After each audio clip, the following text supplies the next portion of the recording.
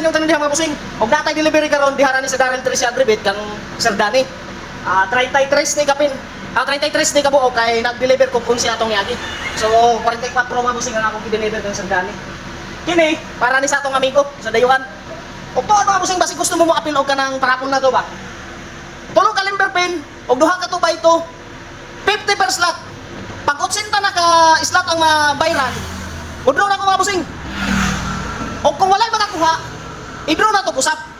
Pero kung may mga apas para sa ikaduhang draw, katong mga bakante nga slot, ihatag yapon na to.